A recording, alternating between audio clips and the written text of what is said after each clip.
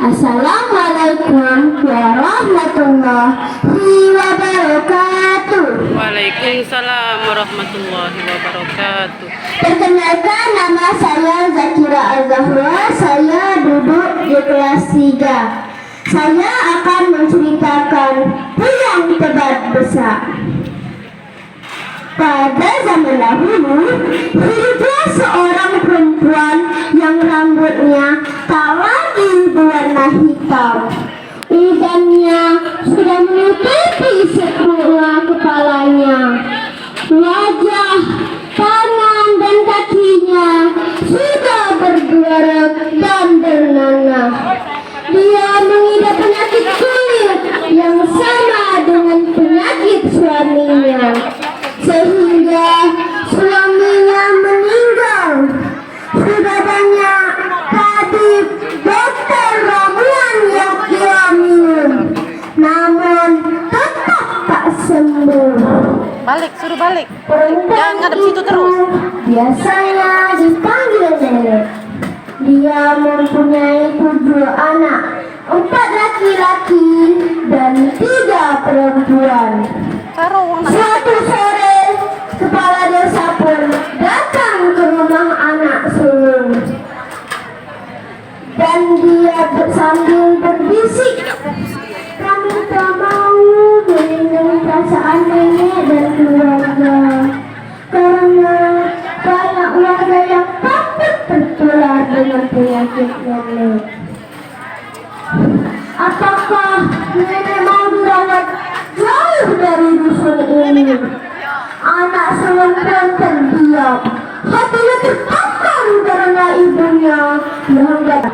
Tetapi anak sulung tetap tenang dan sabar, dan dia berkata, "Baiklah, kami akan berunding dulu." Kepala desa pun mengangguk dan pergi. Balik. Di balik pintu, nenek sudah terburu lemas. Nenek sudah mendengar semuanya. Nenek merasa marah dan sedih. Lah anak sulung pun pergi dari rumahnya. Lalu anak perempuannya, anak neneknya, turun dari rumahnya dan berjalan menuju dusun. Bingung yang itu yang Saat dia berjalan, dia tersenyum pada perempuan yang sedang menumbuk padi. Tetapi perempuan itu mempermuka, dan dia tak mau mengelus senyuman kepada nenek. Nenek pun mengelus dada, padahal waktu kecil nenek yang mengasuhnya bila ia ditinggal ibunya mandi nyuci di sungai. Tak terasa nenek sudah berada di tengah-tengah dusun ini. Banyak orang yang berkumpul dan ada yang berbisik-bisik dan menunjuk ke arah nenek. Nenek pun bersuara keras, "Oi, Gundang Kancil! Ading, sana dulu galau-galau! Berhentilah pedagang yang menggenang! Bukan kuda nama dengan diri gue. Aku akan pergi jauh meninggalkan dusun ini. Mungkin aku tak akan lagi kembali di sini. Tempatku dilahirkan dan dibesarkan. Aku minta maaf kalau ada kesalahan." Lalu nenek mendekat dan mengulurkan tangannya.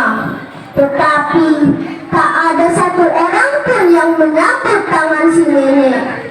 Nenek pun merasa malu dan menghela nafas, kemudian pulang.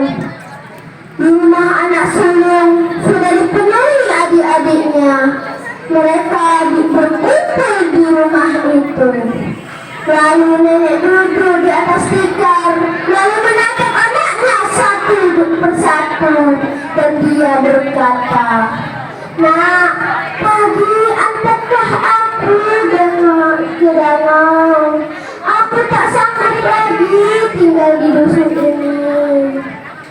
Air mata anak sulung pun sedang menetes ke pipinya. Dan nenek pun berkata, "Tak ada yang perlu ditangisi. kata si nenek sambil berdiri. Bersiap-siaplah untuk mengantarkanku. Tak lama kemudian sudah berjejer kincar yang sangat banyak.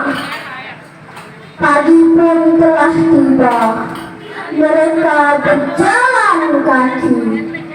Banyak dusun, hutan, ladang belantara yang dia lewati. Matahari mulai terik, tetapi dia belum sampai ke danau itu. Nenek hanya berjalan lambat. Dia tidak bisa berjalan cepat. Akhirnya anak-anaknya pun membuatkan tandu untuk si nenek. Akhirnya dia sampai ke danau itu. Sesampainya di danau itu, anak lelakinya memperbaiki yang rusak, sedangkan anak perempuannya dia menyapu halaman dan membereskan rumah. Sesudahnya mereka pamit. Mereka akan berjanji akan datang selalu untuk membuatkan makanan dan perlengkapan nenek. Akhirnya mereka bersalaman kepada nenek itu dan dia pulang. Menepati janjinya, mereka selang-seling datang ke rumah nenek. Dan di sepanjang jalan ada lubuk yang berisi ikan, sehingga orang tergoda untuk memancing ikan di danau, termasuk juga anak lelaki nenek. Dia sampai kadang bajunya sampai basah kuyup, tetapi tak ada satu ekor pun yang tertangkap. Akhirnya dia terasa lapar. Dia memakan makanan untuk si nenek. Sedangkan anak perempuan, dia hanya berjalan nunduk. Dia tak merasakan ada lubuk yang berisi ikan dan angin sepoi-sepoi. Dia selalu sampai ke danau, tetapi anak lelaki tak pernah sampai ke danau. Suatu hari, nenek diusah Agi, apakah aku makanan?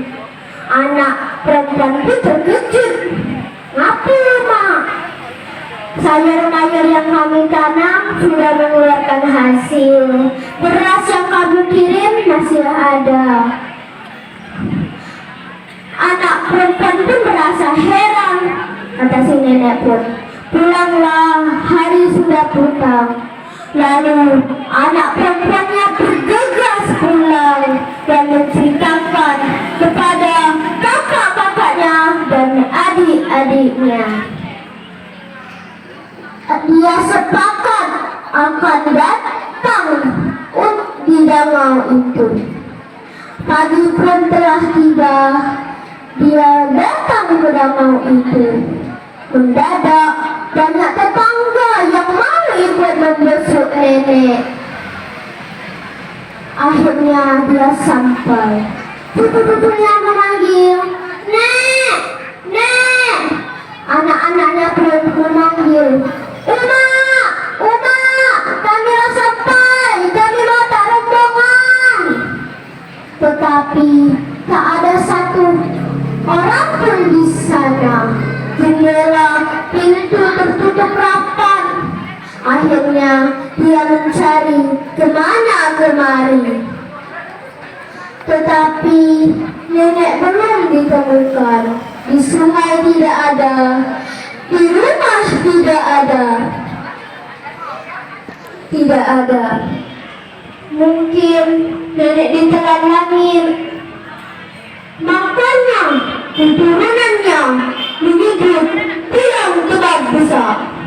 Bila ia rindu, dia datang ke danau itu. Tetapi anehnya, bila anak lelaki yang datang dia tidak mendapatkan rezeki dan mendapatkan ilham. Sedangkan anak perempuan, dia mendapatkan rezeki dan mendapatkan ilham.